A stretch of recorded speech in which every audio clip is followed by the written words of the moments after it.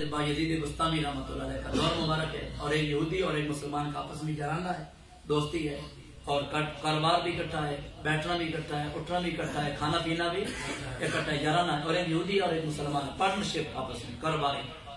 تو ایک دن مسلمان نے کہا کہ تم کبھی مہربانی کر دو تو مسلمان ہو جاؤ، تیرا میرا کاروبار اکٹھا، بڑا جرانہ، بڑا دوستانہ، تو کیوں نہ ہو کہ تم مسلمان ہو جائے تاکہ میرا عقیدہ اور آپ کا عقیدہ مل جائے، مذہب ایک ہو جائے۔ اس نے کہا کہ اسلام دو ہے، ایک تیرے والا اسلام ہے اور ایک باجید بستامی والا اسلام ہے۔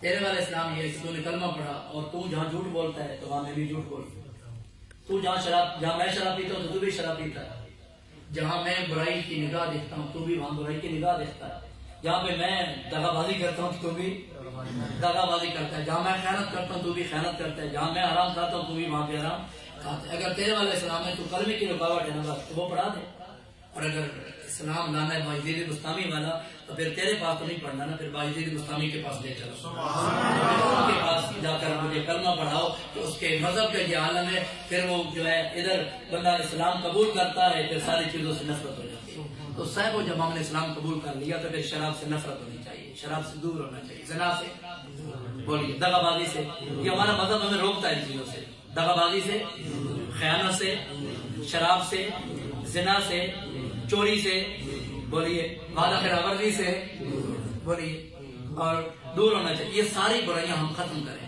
اور بلکہ آج ہمارا کردار کچھ یہ ہے کہ گردوارا سکھ جو جنگانہ میں ایک مسلمان جوتے وہ جھاڑ کر آگے جا رہا تھا تو آگے ایک سکھ ملا، انہوں نے کہا یہ جوتے جھاڑ کے کیوں آگے لے کے طرف آگے بڑھتے جا رہے ہیں؟ تو انہوں نے کہا کہ میں واپس آؤں گا جوتے نہیں ہوں گے۔ تو آگے اس نے کیا کہا ذرا سوچئے گا، اور جا کے گھر میں ذرا سوچنا اور اپنے ایمان سے اور اپنے قلب سے تھوڑا سا خطاب بھی کرنا۔ تو اس نے کہا کہ میں اس لیے آگے لے کے جا رہا ہوں، جوتے نہیں ہوں گے۔ تو آگے سکھ نے کہا تمہاری مسجد نہیں ہے۔ صاحب آج ہمیں سکھ بھی تانا دے رہے ہیں، تو اپنا کردار روشن کریں، کیا کریں؟ اپنا کردار، اپنا مسلمان اپنا کردار روشن کرے۔ جب ہمارا کردار روشن ہوگا تو پھر دنیا پہ انشاءاللہ تعالی عالم اسلام میں پورا مذہب، عالم دنیا میں مذہب اسلام چھا جائے گا۔ آج رکاوٹ کیا ہے؟ ہمارا کردار ہے۔ ہمارے بزرگوں کو دیکھ کے لوگ کلمے پڑھتے ہیں، اس طرح نہیں ہے۔